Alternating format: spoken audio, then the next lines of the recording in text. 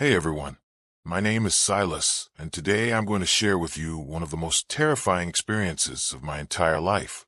This happened to me just 3 months ago in Nebraska, and I'm still having nightmares about it.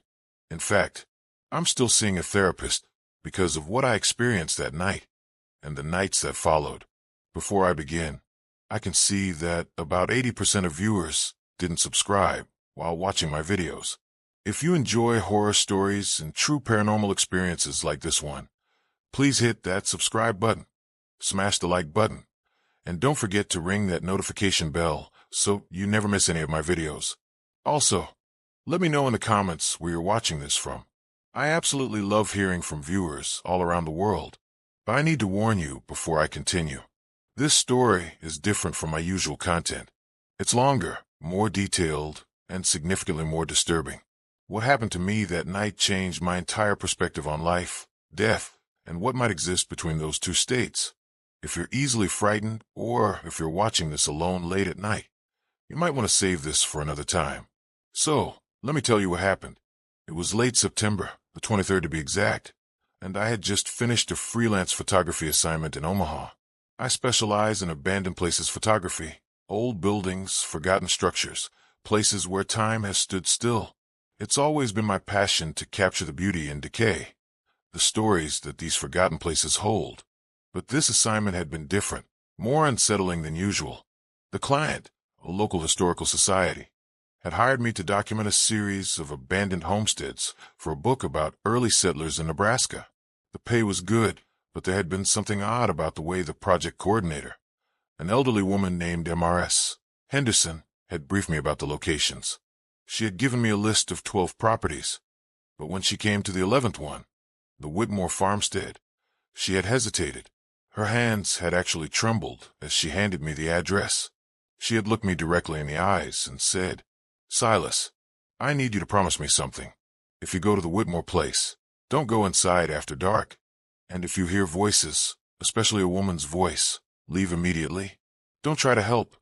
Don't try to investigate. Just leave." I had laughed it off at the time, thinking she was just an eccentric old woman with too many ghost stories. But now, after what happened, I realized she was trying to save my life. I had successfully photographed 10 of the 12 properties over 3 days. The Whitmore farmstead was supposed to be my second to last stop, but I had been running behind schedule. My camera equipment had malfunctioned at the previous location, costing me several hours. By the time I reached the area where the Whitmore property was supposed to be, it was already getting dark. That should have been my first warning. I was driving back to my home in Colorado when my car broke down on a rural highway about 50 miles outside of North Platte. It was already getting dark, around 8:30 in the evening, and my phone had no signal. The nearest town was miles away, and I hadn't seen another car for over an hour. But here's the thing I didn't mention before. The thing that still gives me chills. My car didn't just break down randomly. The engine had been running perfectly fine. And then suddenly, as I was driving past what looked like an old dirt road, the engine just died. The radio went to static, the headlights dimmed, and the temperature gauge spiked to red, even though the engine was stone cold. I tried to restart the car multiple times, but it was completely dead. Not even the electrical system would respond. It was as if something had just drained all the power from the vehicle. I grabbed my camera bag and started walking, hoping to find help, or at least a place to spend the night. The road was completely deserted, surrounded by endless cornfields on both sides. The corn was tall, maybe 7 feet high, and it rustled in the wind, creating this eerie whispering sound that followed me as I walked. But as I walked, I began to notice something disturbing about the corn. In the dim twilight, I could see that there were paths through it, narrow walkways that seemed to lead deeper into the fields. And occasionally, I thought I saw movement, shadows that seemed to be keeping pace with me as I walked along the road. At one point, I stopped and called out, "Hello, is someone there?" But the only response was the rustle of corn stalks and what sounded like laughter, distant and hollow, coming from somewhere deep in the fields. After about 20 minutes of walking, I saw a dirt road leading off the main highway. There was an old wooden mailbox at the entrance, completely rusted and barely hanging on to its post. The name on it was too faded to read, but I could make out what looked like the letters HAR something.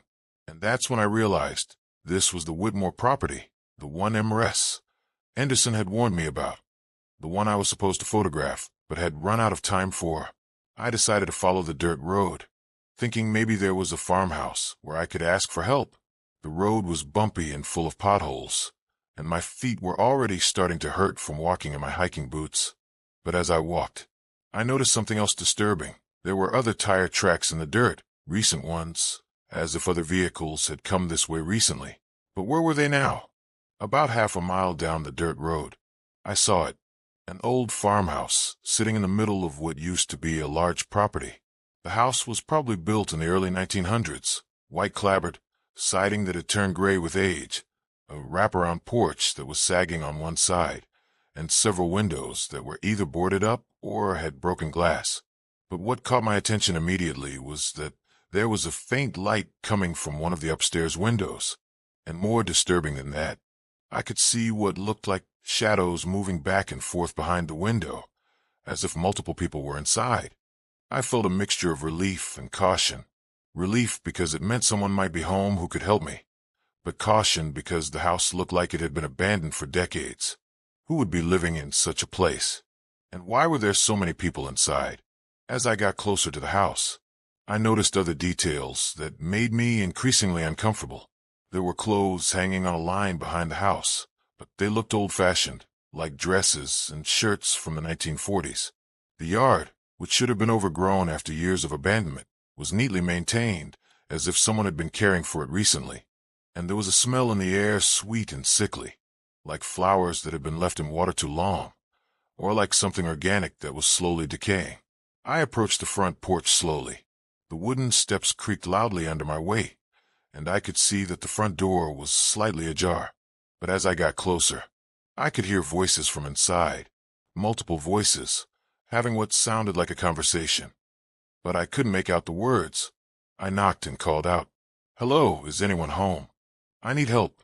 My car broke down on the highway." The voices stopped immediately. Complete silence. I waited a few moments and knocked again, louder this time. "Hello, please. I just need to use a phone or get directions to the nearest town." Still nothing. But I could sense that someone was listening, watching. The silence felt heavy and expectant. But I could definitely see that light upstairs, and now I thought I could hear something else, like furniture being moved around, or like people walking very carefully, trying not to make noise. I pushed the front door open slightly and peered inside. The interior was dark except for some moonlight filtering through the broken windows.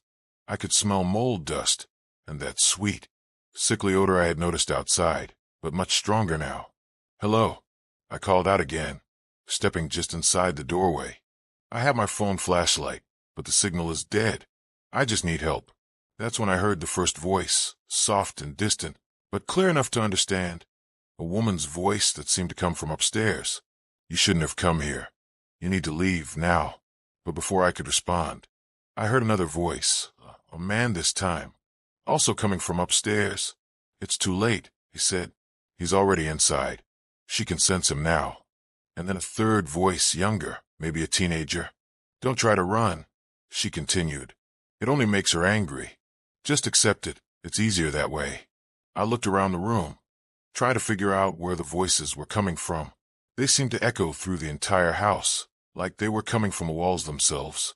But what terrified me was the content of what they were saying. They weren't welcoming me. They weren't offering help. They sounded like they were warning me, or maybe preparing me for something. "Ma'am," I called back, try to sound calm. "I understand you might be frightened, but I really do need help. I won't hurt you. I just need a call for roadside assistance." The response came immediately, and it was much clearer this time, much closer, multiple voices speaking almost in unison. "You don't understand," they said. "She doesn't let people leave. Once you're here, once she knows you're here, you become part of the collection." "Collection? What kind of collection?" I asked, but the voices had gone silent again. I should mention here that I've been investigating paranormal activity for about 5 years now. I've been to dozens of supposedly haunted locations, and I've learned to distinguish between genuine supernatural phenomena and simple explanations. This felt different. This felt real, and it felt dangerous. But I was also practically minded. I needed shelter for the night, and walking back to the highway in the dark didn't seem like a safe option, especially with those strange movements I had seen in the cornfields. I decided to explore a bit more, maybe find whoever was upstairs and try to convince them to help me. But as I moved deeper into the house, I began to notice more disturbing details. The inside was a time capsule, but not just any time capsule. It looked like multiple time periods had been preserved simultaneously. Furniture covered in dust sheets, but some pieces looked like they were from the 1930s, others from the 50s, some from the 70s. Old photographs hanging crooked on the walls. But again, they seemed to span multiple decades. Some black and white, some color, some Polaroids, as if the house had been continuously inhabited by different people over many years. A grandfather clock that had stopped at 11:15, but the pendulum was still swinging, even though there was no mechanism visible that should have been powering it. In the living room, I found an old stone fireplace with family photographs on the mantel. Most of them were too faded to make out clearly, but I could see they were from different eras. Farm families, children in overalls, women in long dresses, but also people in more modern clothing, as if decades of residence had left their mark on this place. One photograph caught my attention immediately. It showed a young woman, maybe in her 20s, with long dark hair and striking eyes. She was standing in front of this very farmhouse, but the house looked new and well-maintained in the photo. She was smiling, but there was something desperate about her expression, something that made me stare at the photo longer than I should have. But as I studied the photograph more closely, I noticed something that made my blood run cold. In the background, barely visible in one of the upstairs windows, there appeared to be other faces, shadowy figures watching from inside the house, as if this woman wasn't alone. Even in what should have been a simple portrait, the footsteps upstairs stopped suddenly. I froze, listening intently. The silence stretched on for what felt like minutes. Then, I heard a door close softly, but distinctly, followed by another door, and another, as if multiple people were moving through the upstairs rooms, positioning themselves. Maybe whoever was up there was just shy, or scared of strangers. I decided to call out one more time. "Hello, my name is Silas. I'm not here to cause any trouble. I just need help. My car broke down and I'm stranded." This time, the response was immediate and terrifying. A woman's voice, but not just one woman. It sounded like multiple female voices, speaking in perfect unison. "You shouldn't have come here," they said. "You need to leave, while you still can. She's waking up. She knows you're here." I looked around the room, tried to figure out where the voices were coming from. They seemed to emanate from everywhere at once, from the walls, the ceiling, the floor, as if the house itself was speaking to me. "Who's waking up?" I asked. "Who are you talking about?" The response came from right behind me, so close I could feel breath on my neck. "Harper," a single voice whispered. "She's been sleeping, but visitors always wake her up. And when she wakes up, she gets lonely. She gets hungry. She starts collecting again." I spun around, but there was no one there, just the empty living room with its dusty furniture and faded photographs. But now I could hear something else, coming from upstairs, a sound like someone, or something, dragging themselves across the floor, slow and labored, as if they were injured, or very old, or very weak. "Ma'am," I called out, trying to keep my voice steady. "I don't want to intrude, but I really need help. If you're injured, maybe I can assist you."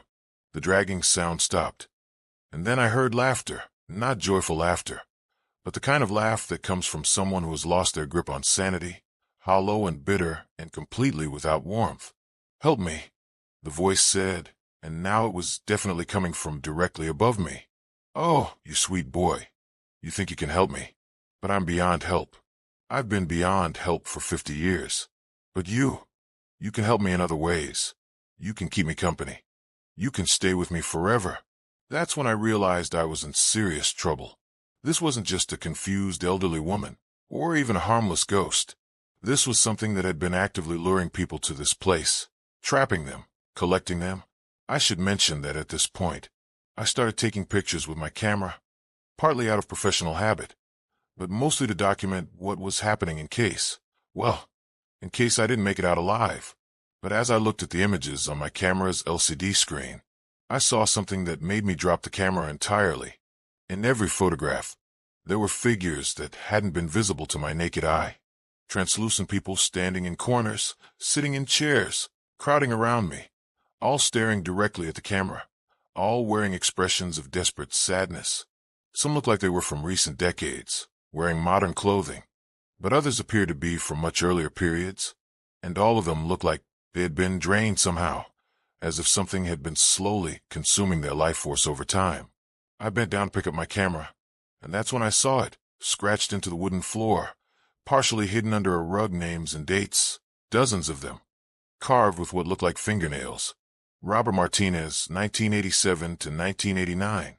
Jennifer Collins, 1992 to 1995. Michael Thornton, 1998 to 2001. David Ashford, 2003 to 2006. The list went on and on, spanning decades, with the most recent entry reading Amanda Reeves, 2019 to 2022. These weren't just names. They were records, documentation of people who had come to this house and had never left. The dates weren't birth and death dates. They were arrival and disappearance dates, death dates.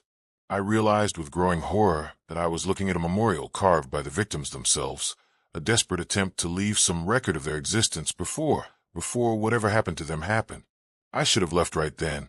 I should have walked back to the highway and waited for a car to come by, no matter how long it took. But something about those names, those desperate scratches in the floor, made me want to understand what had happened here. As a photographer, I'm always drawn to mysteries, to stories waiting to be uncovered. But this was different. This was personal. These people had been real. They had lives, families, dreams, and something in this house had taken all of that away from them. I turned on my phone flashlight and stepped further into the house. I found a staircase leading to the second floor.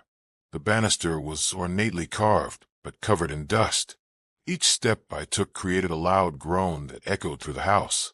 At the top of the stairs, there was a long hallway with 4 doors. 3 were closed, but one at the end of the hall was open, and that's where the light was coming from. As I climbed the stairs, I began to hear whispers, not voices having a conversation, but overlapping whispers, like dozens of people all trying to talk to me at once, warning me, pleading with me, begging me to turn around. "Don't go up there," one voice whispered. "She's strongest in that room. Run while you can," whispered another, "before she sees you." "It's too late," said a third. "She already knows. She's been waiting for you." But mixed in with the warnings, I heard other voices that seemed to be encouraging me, calling to me. "Come upstairs," they said. "We're lonely. We want to meet you. Harper wants to meet you." I walked slowly down the hallway, my flashlight beam dancing across faded wallpaper and more family photographs. But these photographs were different from the ones downstairs. These showed the same people, but the images seemed to span years, decades, as if I was seeing the entire lives of the farmhouse residents played out in chronological order. And in every photograph, there were more people than there should have been. Shadowy figures in the background, faces in windows, shapes that didn't quite look human. As I got closer to the open door at the end of the hall, I could smell that sweet, sickly odor again, stronger now, almost overwhelming, like a mixture of rotting flowers and something else, something organic and wrong. When I reached the doorway, I peered inside and saw what appeared to be a bedroom. There was an old 4-poster bed, a dresser with a mirror, and several oil lamps that were actually lit, casting a warm, flickering light throughout the room. But the room wasn't empty. Sitting on the bed, with her back to me, was a woman in a white dress. Her long dark hair hung down to her waist, and she was completely motionless, like a statue. "Hello," I said quietly, trying not to startle her. "I'm sorry to intrude, but I need help. My car broke down." She didn't respond, didn't move, didn't even seem to be breathing. "Ma'am," I said a little louder, "are you all right?" That's when she began to turn around slowly, unnaturally slowly, as if her neck was moving independently of her body. And when I saw her face, I wish I could forget what I saw, but it's burned into my memory forever. She was beautiful, hauntingly beautiful, but also clearly dead. Her skin was pale gray, her lips were blue, and her eyes were completely white. No pupils, no iris, just blank whiteness that seemed to glow in the lamplight. But the most disturbing thing was her expression. She looked so sad, so desperately lonely, that I felt an overwhelming urge to comfort her, even though every instinct I had was screaming at me to run. "You came," she said, and her voice was like wind through broken glass. "I've been waiting. I've been so lonely. But now you're here. Now I won't be alone anymore." This was Harper. I realized, the woman from the photographs. But she had been dead for over 20 years. Yet here she was, somehow still present, still aware, still desperately clinging to this world. "Ma'am," I said, trying to keep my voice calm, "I think there's been a misunderstanding. I just need help getting back to town. I'm not here to stay." Her expression changed instantly. The sadness replaced by something darker, angrier. "You don't understand," she said, and now her voice carried an otherworldly echo. "No one leaves. Everyone who comes here stays. They keep me company while I wait for Everett." That's when I noticed the other figures in the room. In the corners, partially hidden in shadow, there were more people, translucent, like Harper, but different. They looked like they were from different time periods, different decades. A man in a suit that looked like it was from the 1960s, his face gaunt and hollow, his eyes filled with despair. A woman in a dress that seemed to be from the 70s, her hair styled in an outdated fashion, her expression one of resigned hopelessness. A teenager in clothes from the 80s, barely more than a child, looking terrified and confused. Others that were harder to make out, but all of them sharing the same ghostly appearance. All of them staring at me with expressions that begged for help, for release, for an end to whatever torment they were experiencing. "She collects people," the man from the 60s whispered, his voice barely audible. "Anyone who comes to the house. She won't let them leave. She needs the company. She's so lonely. But she doesn't understand that keeping us here, like this, is a companionship. It's torture." I realized with growing horror that I was looking at the spirits of people who had probably come to this farmhouse over the years, travelers like myself who had sought shelter or help, and had somehow been trapped here by Harper's desperate need for companionship.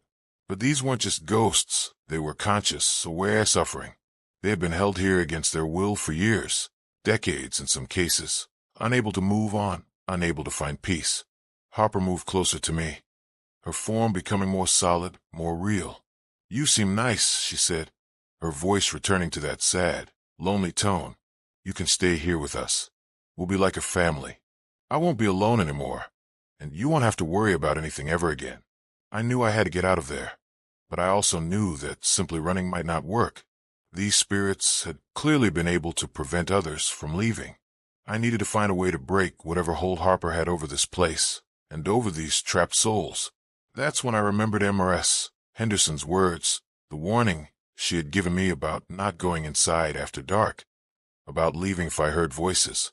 She had known exactly what this place was, what Harper was capable of, but she had also given me the address. She had sent me here, knowing what might happen. "Why, Harper," I said, trying to think clearly despite my fear. "Why are you waiting for Everett? What happened to him?" Her expression softened, and for a moment she looked almost human again. "He went to the war," she said. "He promised he would come back. He promised we would be married. But that was so long ago, and I'm still waiting." The other spirits in the room were watching this exchange, and I could see a mixture of hope and desperation in their faces. Maybe if I could find a way to help Harper let go of her obsession, they would all be freed. But as I looked around the room more carefully, I began to notice disturbing details. The oil lamps weren't just providing light. They seemed to be feeding off something. The flames were an unnatural color, more blue than yellow, and they seemed to pulse with their own rhythm, like a heartbeat. The walls themselves seemed to be breathing, expanding and contracting slightly, as if the room was alive. And I could hear sounds coming from within the walls, whispers, scraping, like something was trying to claw its way out. On the dresser, there was a collection of items that looked like they were from different decades, not just the 1940s, but spanning from the early 20th century right up to recent times. Personal belongings, jewelry, Wallets, car keys, cell phones. All the possessions of people who had come here and never left. I picked up one of the more recent items, a smartphone with a cracked screen. When I turned it on, I saw that it belonged to someone named Amanda Reeves, the name I had seen carved in the floor downstairs. The last entry on the phone was a text message that had never been sent. "Help me please, trapped in farmhouse. Can't leave something wrong here." Amanda had been here just 3 years ago. She had experienced exactly what I was experiencing now, but she had never made it out. Harper noticed what I was looking at. "Those are mine now," she said, her voice taking on a possessive tone. "Everything here belongs to me. Everyone here belongs to me, including you." The temperature in the room dropped suddenly, and I could see my breath in the air. The other spirits began moving closer, reaching for me with translucent hands, but not in a threatening way. More like they were trying to warn me, to help me. "Don't let her touch you," the woman from the 70s whispered urgently. "If she touches you, if her spirit makes contact with yours, you'll start to fade. You'll become like us, trapped between life and death." But Harper was already reaching for me, her pale gray hand stretching toward my face. "You don't need to be afraid," she said. "It doesn't hurt. You'll just drift away, and then you'll be with us forever." I stepped back quickly, but the room seemed to be getting smaller. The walls were definitely closing in now, and the door behind me, the door I had entered through, was no longer there, just solid wall. The spirits were becoming more agitated. "Don't give up," the teenager from the 80s pleaded. "We've been waiting for someone who might be strong enough to break the cycle, to free us all." That's when I realized they weren't just trying to save themselves. They were trying to save me because they thought I might be able to help them. They had been trapped here for so long, watching Harper lure more victims, adding to her collection, and they were desperate for someone to break the pattern. But how could I possibly fight something like this? A spirit that had been growing stronger for decades, feeding off the life force of everyone who came to this place. "I need to understand," I said to Harper, trying to buy time. "Tell me about Everett. Tell me what really happened." Her expression became dreamy distant.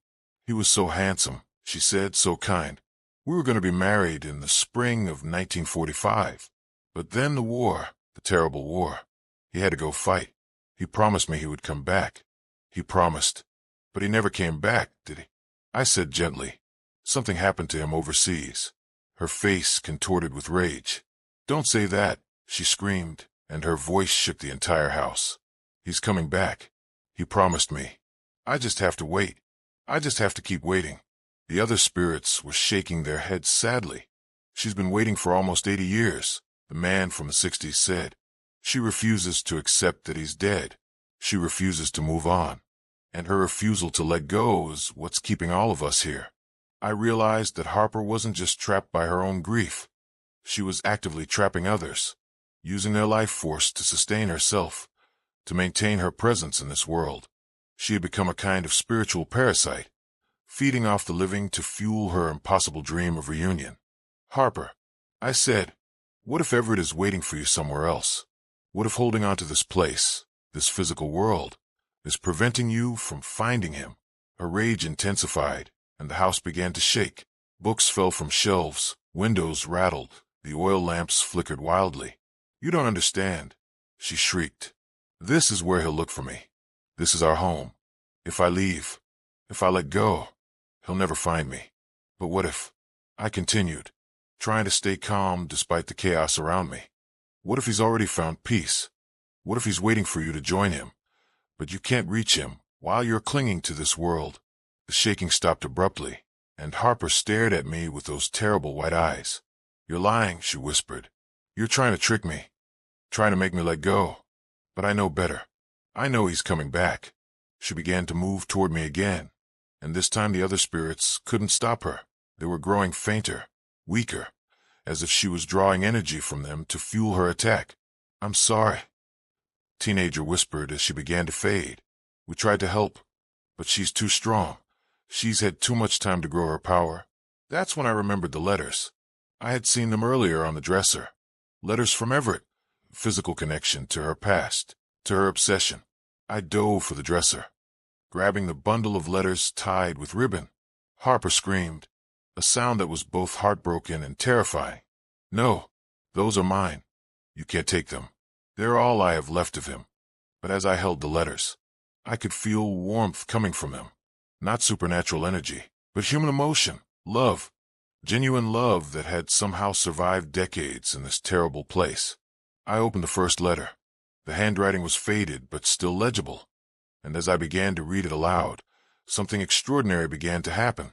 My dearest Harper, I think about you every day and dream of the moment I can return to Nebraska and make you my wife. As I spoke Everett's words, the chaos in the room began to calm. Harper stopped screaming. The walls stopped breathing. Even the other spirits seemed to grow more solid, more present. The war is terrible here. I continued reading. But knowing you're waiting for me gives me strength to keep going. Harper began to cry, real tears, not the hollow expression of grief she had worn before, but genuine emotion. You sound just like him, she whispered, reading his words in his voice. I kept reading, working through the letters chronologically, and with each word, each expression of love and hope, the room seemed to become less hostile, less supernatural, and more like what it really was, a memorial to love lost. But when I reached the final letters, the ones where Everett began to express doubt about his survival, Harper became agitated again. Stop, she begged. Don't read those. Those aren't real. He wouldn't have written those. He wouldn't have given up hope. But I continued, because I could sense that this was important, that confronting the truth was the only way to break the cycle. Harper, if something happens to me, please know that you were the best thing in my life, the only thing that made sense in all this chaos. Don't mourn for me too long. Find someone who can give you the happiness you deserve. Harper collapsed to her knees, sobbing. No, no, he wouldn't have said that. He wouldn't have wanted me to find someone else. He loved me, only me. He did love you. I said gently. That's exactly why he would have wanted you to be happy. That's what love means. Wanting the best for someone even when you can't be with them. The other spirits were watching intently, hope beginning to show in their faces for the first time. Maybe, just maybe, this was the breakthrough they had been waiting for. But Harper wasn't ready to let go, not yet. Even if he's dead, she said, her voice breaking. Even if he's been dead for decades, I still love him. I can't stop loving him. I can't let go. You don't have to stop loving him. I said, but you can love him differently. You can honor his memory without destroying yourself, without destroying others. I gestured to the other spirits. Look at what you've done. Harper, look at these people. They had lives, families, dreams, just like you and Everett, and you've stolen all of that from them. You've made them prisoners in your grief. She looked around the room, really looked, and for the first time, I saw recognition in her eyes, awareness of what she had become, what she had done. I didn't mean to, she whispered. I was just so lonely, so desperate. I couldn't bear being alone with my pain. But sharing pain doesn't make it less. I said, it just spreads the suffering. These people, they've been trapped here for decades, unable to move on, unable to find peace, because you couldn't find peace. The man from the 60s stepped forward, his form becoming clearer, more solid. Harper, he said, and his voice was kind despite everything. My name was Robert. I had a wife, children. I was driving through Nebraska in 1987 when my car broke down. I came here looking for help, and I never saw my family again. The woman from the 70s joined him. I was Jennifer, she said. I was a college student, driving cross-country. I had my whole life ahead of me. But I've spent the last 30 years trapped in this room, watching you collect more victims, more souls to feed your obsession. One by one, the other spirits began to share their stories. Their names, their lives, their hopes and dreams that had been cut short by Harper's selfish need for companionship. And as they spoke, Harper began to understand the magnitude of what she had done, the lives she had destroyed in her desperate attempt to avoid dealing with her own loss. I'm sorry, she whispered, her voice barely audible. I'm so sorry. I never meant. I just couldn't handle being alone. The spirits surrounded her, but not threateningly, compassionately. We understand grief. Robert said, we've all lost people we loved. But grief, real grief, it's supposed to eventually lead to healing, to acceptance, to peace. Not to this.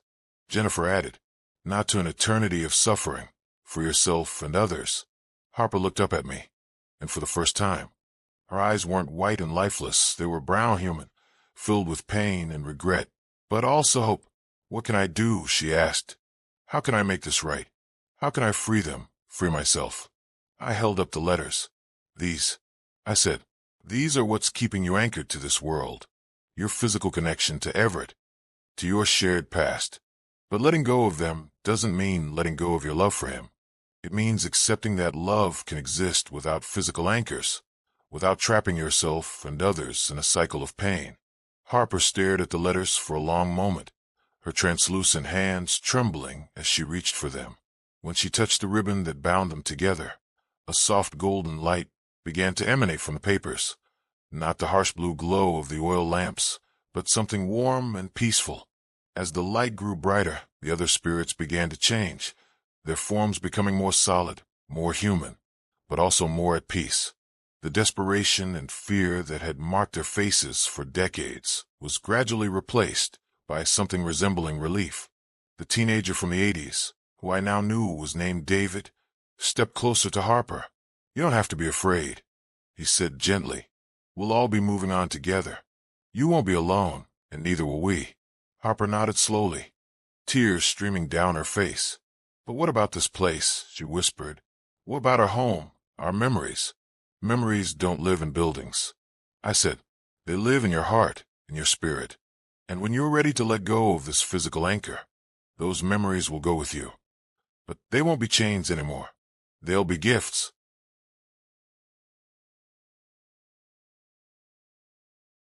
She looked around the room one final time, at the dresser with its collection of stolen belongings, at the oil lamps that had fed off the life force of innocent travelers, at the walls that had breathed with supernatural malevolence for so many decades. I'm ready, she said finally. I'm ready to let go, to find Everett, to find peace. She untied the ribbon around the letters, and as the papers scattered to the floor, the golden light intensified, filling the entire room, washing over all of us with warmth and comfort. The other spirits began to fade, but not in the frightening way they had been diminishing before. This was different, peaceful, like they were finally free to move on to whatever comes after this life. Thank you, Robert said to me as his form grew lighter. Thank you for helping us find our way home. One by one, they said their goodbyes, each spirit finding closure after decades of torment. Jennifer, David, Amanda, and the others whose names I had seen carved into the floor downstairs, all finally released from their supernatural prison. Harper was the last to go. As her form began to fade, she looked at me with eyes that were no longer white and empty, but brown and filled with gratitude. Tell people about this place, she said, her voice growing distant. Warn them, but also tell them that even in the darkest situations, even when grief threatens to consume everything, there's always hope for redemption, for healing, for peace. And then she was gone, and with her, the supernatural presence that had haunted this farmhouse for nearly 80 years. The oil lamps went out, plunging the room into natural darkness. The walls stopped breathing. The temperature returned to normal. And for the first time since I had entered this house, I felt completely alone, but not in a frightening way, in a peaceful way. I used my phone flashlight to navigate back through the house. The family photographs were still on the walls, but now they looked like normal old pictures, faded memories of families who had lived and loved and moved on naturally. The names carved on the floor were still there, but they no longer felt like desperate final messages. They felt like a memorial, a reminder of lives that had finally found peace. When I stepped outside, I was amazed to see that the sun was beginning to rise. I had been inside for hours, though it had felt like minutes. The clothes on the line were gone. The neatly maintained yard was now overgrown with weeds and wild grass, and that sweet, sickly smell had been replaced by the clean scent of morning dew.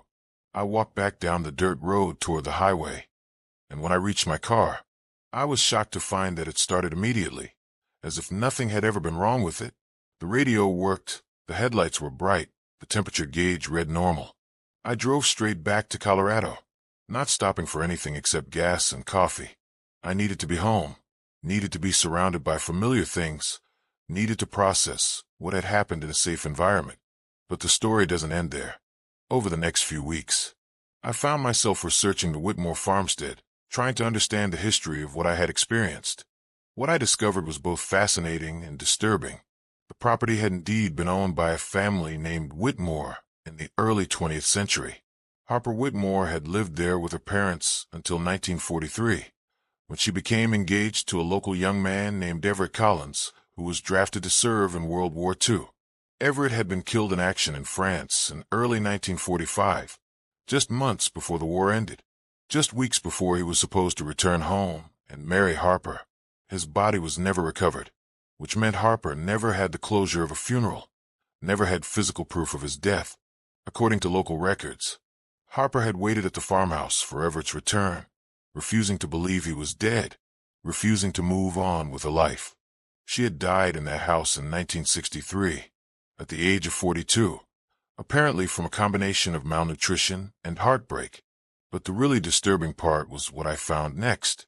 Over the decades following Harper's death, there had been numerous reports of people going missing in the area, travelers whose cars had broken down on the nearby highway, hikers who had wandered off established trails, even some local residents who had gone to investigate the abandoned farmhouse and had never returned. The disappearances had occurred regularly, every few years, spanning from the late 1960s right up to 2022, when a young woman named Amanda Reeves had vanished while driving cross-country.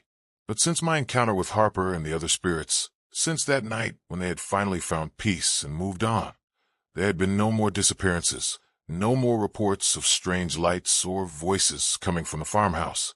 I also reached out to MRS Henderson, the elderly woman from the Historical Society, who had hired me for the photography project. When I told her what had happened, she wasn't surprised.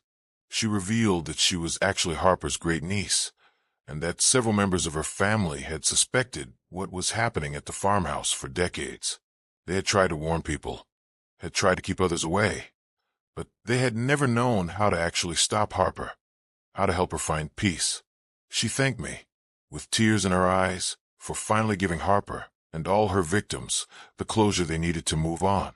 But the experience changed me in ways I'm still discovering. For months afterward, I had vivid dreams about the spirits I had encountered. Not nightmares, but peaceful dreams where they appeared to thank me, to show me glimpses of the peace they had found.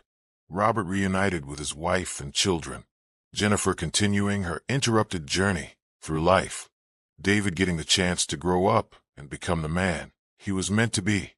And sometimes, in the quietest moments, I would catch glimpses of Harper and Everett together, walking hand in hand through fields of golden wheat, finally reunited, finally at peace. The experience also made me reconsider my entire approach to abandoned places photography. I realized that these forgotten locations aren't just empty buildings. They're repositories of human experience, of joy and sorrow, of love and loss, of dreams fulfilled and dreams destroyed. Every photograph I take now, every abandoned house or forgotten church or empty school, I approach with respect for the lives that were lived there, the stories that were created there, the spirits, literal or metaphorical, that might still linger there. I've also become more sensitive to the supernatural, more aware of the thin places where our world intersects with whatever comes next. I've encountered other spirits since that night, but none as tortured or dangerous as Harper. Most of them are simply lost souls who need someone to listen to their story, to acknowledge their existence, to help them find their way home. But I've also learned to recognize the warning signs of more malevolent entities, spirits like Harper, who have become so consumed by their own pain that they're willing to cause suffering to others. And I've learned techniques for protecting myself, for helping trapped souls without becoming trapped myself. The farmhouse itself, I've heard, has finally begun to show its true age. Without Harper's supernatural presence sustaining it, the building has started to deteriorate rapidly. Boards are falling away, windows are breaking, the roof is beginning to collapse. Nature is reclaiming the property, and within a few years, there will probably be nothing left but a foundation and some scattered remnants. The land will return to its natural state, and perhaps, finally, The pain and suffering that took place there will be completely healed. But the most important lesson I learned from that night, the lesson that Harper herself taught me in her final moments, is that grief, no matter how overwhelming, no matter how consuming, doesn't have to destroy us or others. Love is not possession. Love is not clinging to the past at the expense of the present. Real love, healthy love, wants the best for everyone involved, even when that means letting go, even when that means accepting loss and moving forward. Harper had confused love with ownership. She had thought that keeping Everett's memory alive meant trapping herself and others in an endless cycle of pain. But true love, the kind of love that Everett had expressed in his letters, wants freedom, wants growth, wants peace. And sometimes, the greatest act of love is learning how to say goodbye. I still visit abandoned places, still photograph forgotten structures, still seek out the stories that these places hold. But now I do it with a different understanding, a deeper respect for the complexity of human experience, and a commitment to helping lost souls find their way home rather than simply documenting their existence. And every time I develop photographs from these locations, every time I see unexpected figures or anomalous lights in my images, I take the time to listen, to understand what these spirits might need, and to help them find the peace that Harper and her victims finally found that night in Nebraska. Because everyone deserves to find their way home. Everyone deserves to be free from the chains of their own pain. And everyone deserves to discover that love, real love, doesn't end with death. It simply transforms into something eternal, something that transcends the physical world and connects us to everything that truly matters. Some nights, when I'm editing photographs in my darkroom, when the silence is complete and my mind is quiet, I can still hear Harper's voice, not the desperate, possessive voice of the tormented spirit I first encountered, but the gentle, grateful voice of someone who finally found peace. "Thank you," she whispers. "Thank you for showing me the way home." And in those moments, I know that what happened in that farmhouse, as terrifying as it was, as dangerous as it could have been, ultimately became something beautiful. A story of redemption, of love conquering obsession, of light overcoming darkness.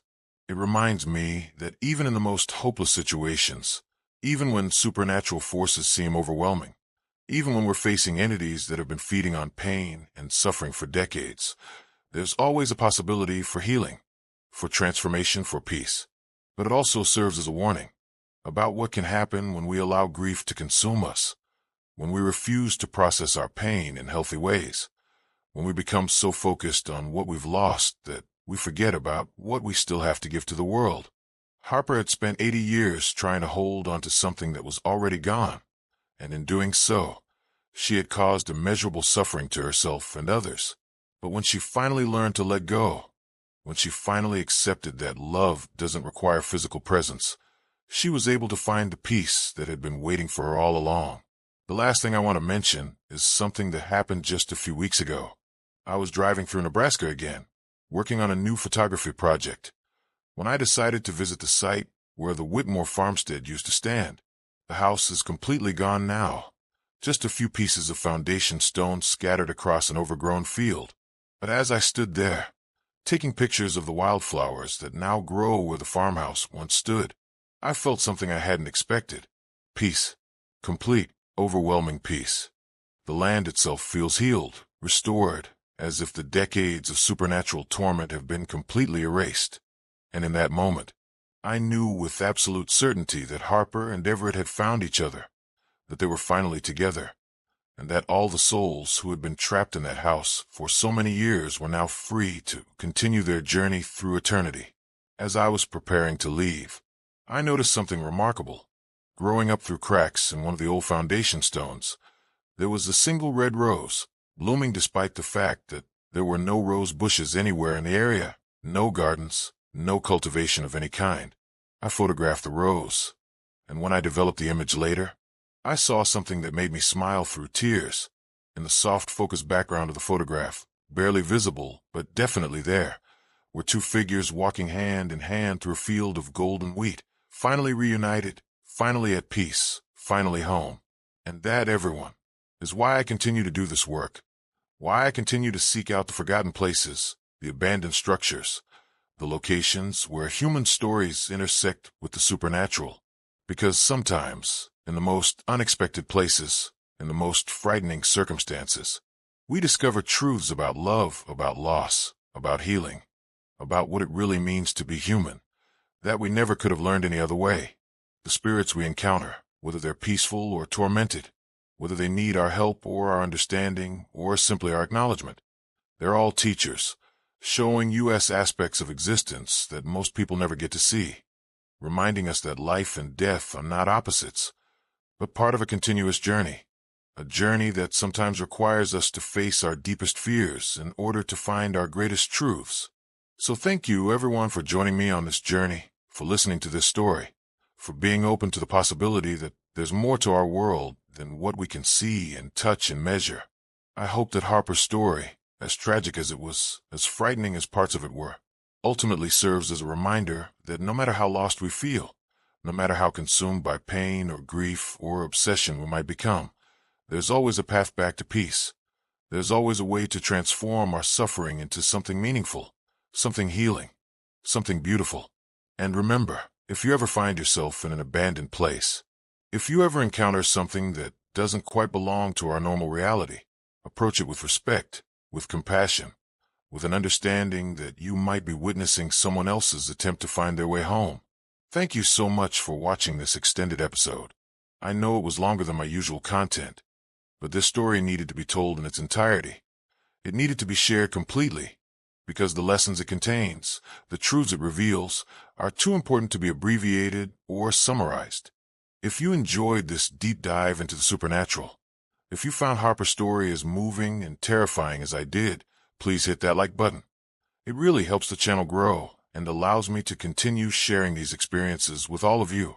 And don't forget to subscribe if you haven't already.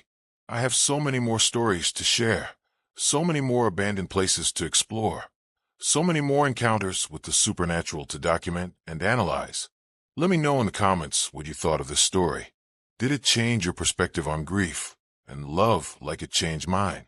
Have you ever experienced something similar in your own explorations of abandoned places? Do you believe that love can transcend death, that spirits can become trapped by their own inability to let go? Also, tell me what kind of content you want to see next. Are you interested in more farmhouse investigations? More stories about spirits who need help finding peace? More encounters with malevolent entities? More abandoned hospitals, schools, churches, prisons? I'm always looking for new locations to explore, new stories to uncover, new mysteries to solve. So if you know of any abandoned places in your area, any locations with unusual histories or unexplained phenomena, please share them in the comments. I might feature them in future videos. And if you have your own supernatural experiences, your own encounters with spirits or unexplained phenomena, I'd love to hear about them. Sometimes the most incredible stories come from my viewers, from people who have experienced things that most people would never believe. Remember to turn on notifications so you never miss an upload. I try to post new content regularly, but sometimes these investigations take longer than expected, especially when they involve extensive research into historical records and local legends like this one did. Thank you again for being part of this community, for being open to experiences that exist beyond the boundaries of our normal reality, for understanding that the world is far stranger and more wonderful and more terrifying than most people realize. Until next time, stay curious, stay brave, and remember that every abandoned place has a story. Every forgotten structure holds secrets, and sometimes, if we're patient enough, compassionate enough, and careful enough, those secrets will reveal themselves to us. Keep exploring, keep questioning, keep seeking the truth behind the mysteries that surround us every day. And always remember that love, real love, never truly dies. It just transforms into something eternal, something that connects us all across time and space, and the thin boundaries between life and death. Sweet dreams, everyone, and may you never encounter a spirit as lonely and desperate as Harper. But if you do, I hope you remember her story, and find a way to help them discover the peace they've been searching for. This has been Silas, and I'll see you in the next investigation. Retry Claude can make mistakes. Please double-check responses. But wait, there's something else I need to tell you. something that happened just last month that made me realize the Whitmore Farmstead story isn't completely over. I was contacted by a woman named Ashley Collins, and when she told me her last name, my blood ran cold. Collins, the same last name as Everett, the young man Harper had been waiting for all those decades. Ashley explained that she was Everett's great niece, and that her family had been dealing with strange occurrences for generations, unexplained phenomena that seemed to follow their bloodline. Dreams about a woman in a white dress, whispers in empty houses, cold spots that appeared whenever someone mentioned Everett's name. She had heard about my investigation through MRS Henderson, and she wanted to meet with me, to share information that might help explain some lingering mysteries. We met at a coffee shop in Denver, and what Ashley told me changed everything I thought I knew about what had happened at that farmhouse. According to Ashley, the Collins family had been experiencing supernatural encounters for nearly 80 years, ever since Everett died in France. But these weren't random hauntings. They were specifically connected to Harper, even before I helped her find peace. Ashley's grandmother, Everett's sister, had reported seeing a woman in white standing at the foot of her bed for decades, always on the anniversary of Everett's death.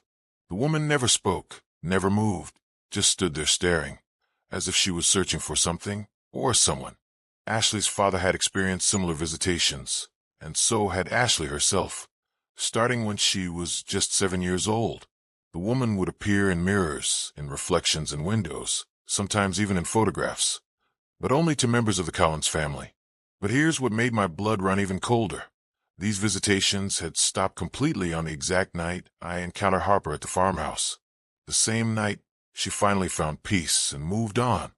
The Collins family supernatural experiences had ended as well.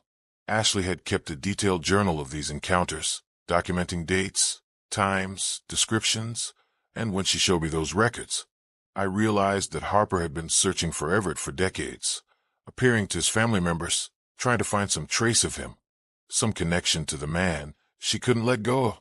But the most disturbing revelation came when Ashley showed me a photograph from her family archives, a picture taken at Everett's funeral in 1945. And there, standing in the background among the mourners, barely visible but definitely present, was Harper. She had somehow attended Everett's funeral, even though she was still alive at the time, even though she was supposed to be back in Nebraska waiting for his return. Somehow, her spirit, or some part of her consciousness, had found its way to that cemetery to witness his burial. Ashley explained that this photograph had been a family mystery for decades. No one could identify the woman in white. No one remembered seeing her at the service, but there she was, captured in black and white, a ghost at her own beloved's funeral. This revelation made me realize that Harper's supernatural abilities had been developing for much longer than I had originally thought.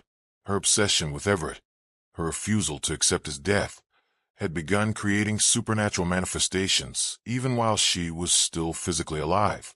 By the time she actually died in 1963, her spirit was already so strongly anchored to the physical world, so desperate to maintain her connection to Everett, that death itself couldn't break her obsessive grip on life. Ashley also told me about dreams that multiple family members had experienced over the years, dreams where they found themselves in an old farmhouse, walking through rooms filled with other people who seemed lost and confused. And always, at the center of these dreams, was the woman in white, begging them to help her find Everett, to bring him home to her. These dreams had been so vivid, so consistent across different family members and different generations, that the Collins family had actually hired investigators over the years, trying to locate the farmhouse from their dreams. But somehow, they had never found the Whitmore property, as if Harper had been protecting it, keeping it hidden from the very people she was trying to reach. Ashley believed that Harper had been torn between two conflicting desires. She wanted to find Everett, to make contact with his family, to somehow reach him through them. But she also knew that if the Collins family discovered the farmhouse, if they learned the truth about what she had become, they might find a way to stop her, to force her to let go. So she had been haunting them, but from a distance, appearing in their dreams and visions, but never revealing the location of her physical anchor, never giving them enough information to actually find her and confront her. But now, after my encounter with her, after she had finally found peace and moved on, Ashley felt compelled to share this information. to help complete the story, to provide closure for both families. She also revealed something else that gave me chills.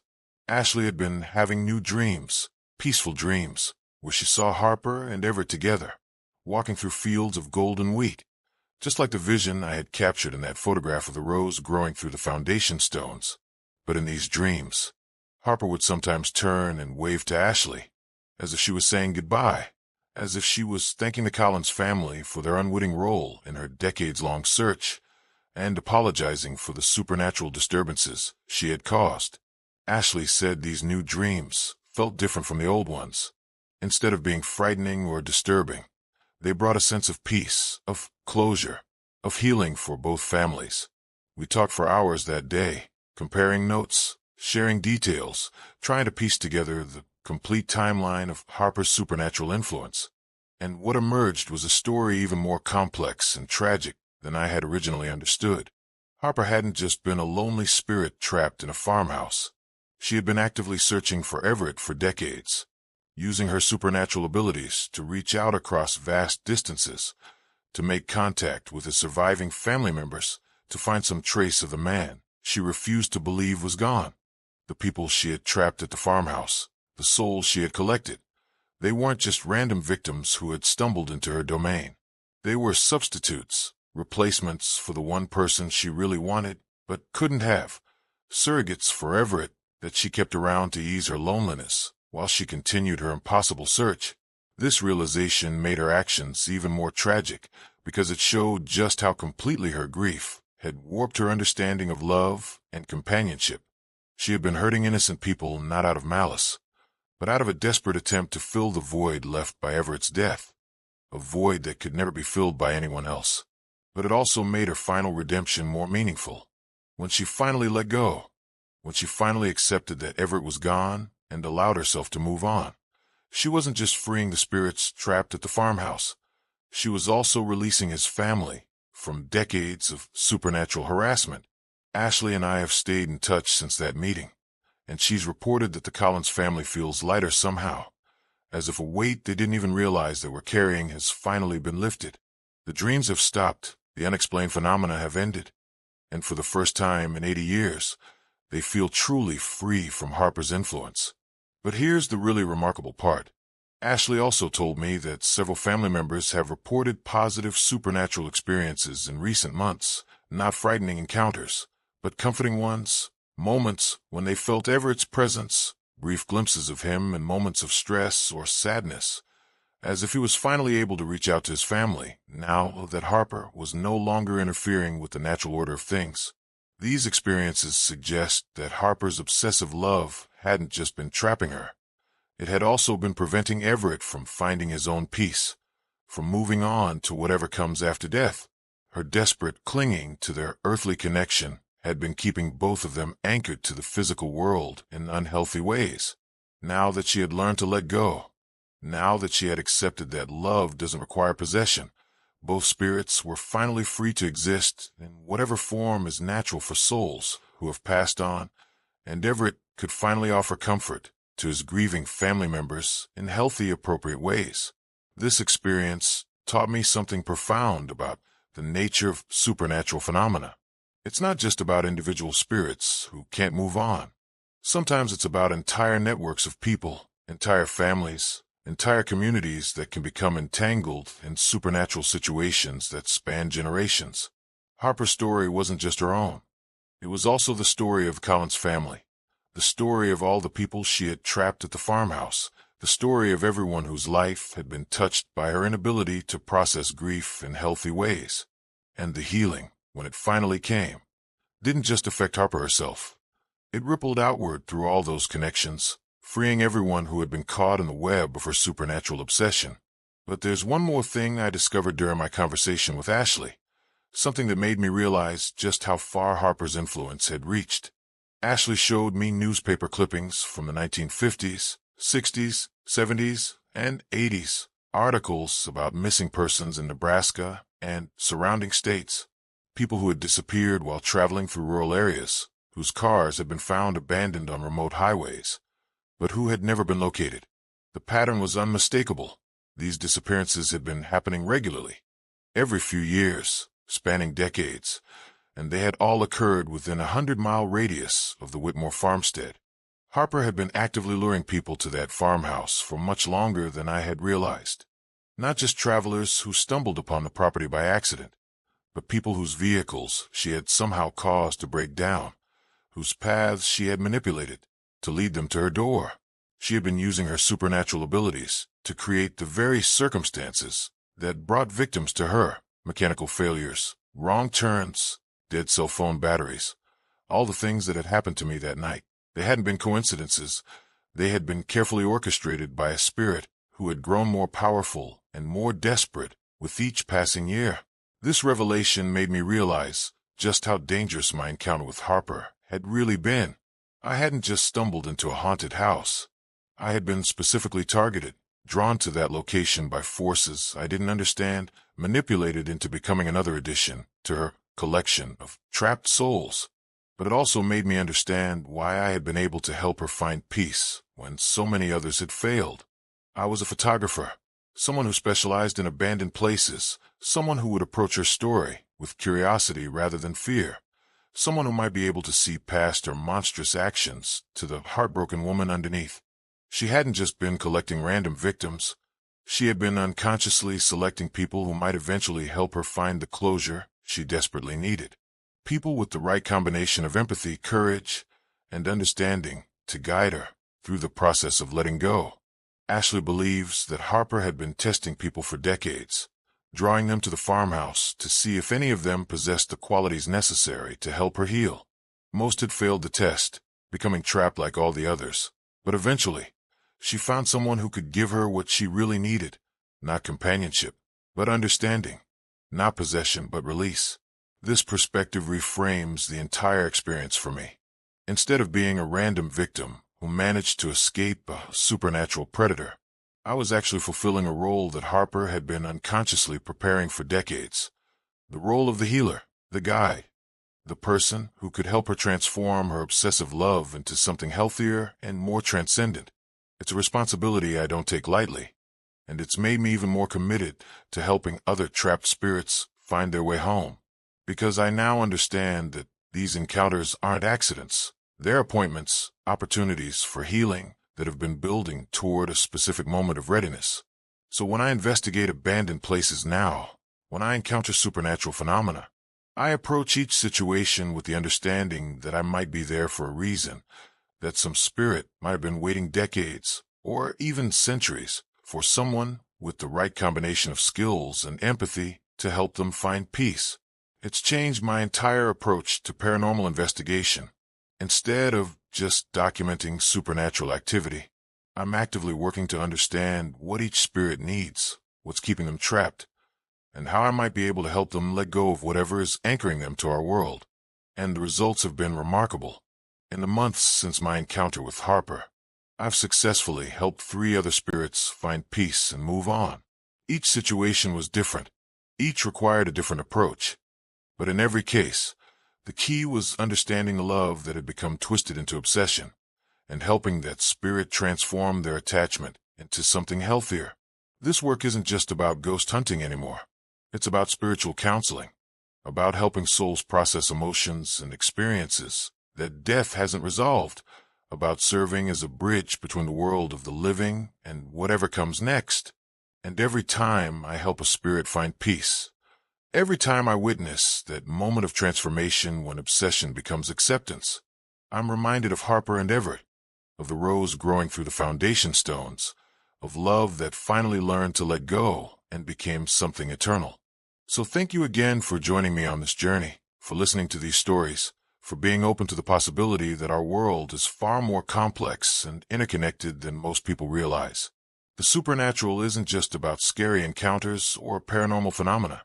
It's about the deepest aspects of human experience: love, loss, grief, healing, and the eternal connections that bind us all together across the boundaries of life and death.